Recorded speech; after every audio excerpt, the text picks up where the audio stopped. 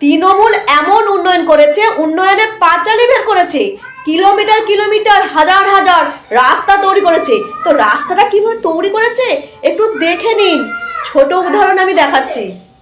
এই চৌধুরী আর আজকে প্রথমে আপনাদেরকে একটা জিনিস দেখাই। এই দেখুন, আমার সাথে সাথে একটু দেখার চেষ্টা করুন। এই যে এইভাবে হাতে যে স্টোন চিপ গুলো চলে আসছে না, আমার ভালো করে লক্ষ্য করুন। পুরো হাতে যে আমার এই স্টোন চিপ গুলো চলে আসছে, এটা কিন্তু এইভাবে রাখা কোনো স্টোন চিপ নয়। এটা হচ্ছে আমাদের চলাচলের একটা সাধারণ মানুষের রাস্তা, যেটা হচ্ছে মাত্র 20 দিন আগে এটা পিচের ঢালাই করা হয়েছে। এলাকার সমস্ত জনসাধারণ জানে। এলাকার যিনি কন্ট্রাক্টর কাজ করছিলেন তাকে আমি কোয়েশ্চেন করেছিলাম যে একটু নিজের মতো করে কাজটা ভালো করে করো। উনি সেটাকে কি ভাবলেন আমি জানি না, কিন্তু কাজের ওনার নমুনা দেখুন, মাত্র 20 দিন হয়েছে। এর মধ্যে না কোনো বৃষ্টি না কোনো বর্ষা। গত বর্ষাতে যে রাস্তার হাল বেহাল দশা ছিল, তারই সংস্করণের জন্য দায়িত্ব হয়তো ওই ব্যক্তিকে দেওয়া হয়েছিল।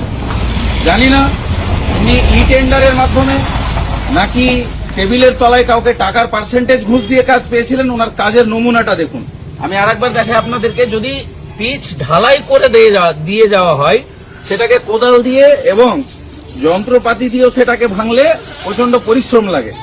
কিন্তু আমার মতো একটা কোনো শক্তিশালী ছেলেও নয়, দেখুন কোনো মিথ্যে কারসাজি নয়, এইভাবে হাত দিয়ে পুরো ঢালাইটা মাত্র 20 দিনের মধ্যে উঠে চলে এসছে।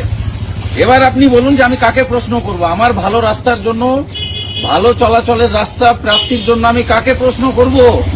এর জন্য কে দায়ী?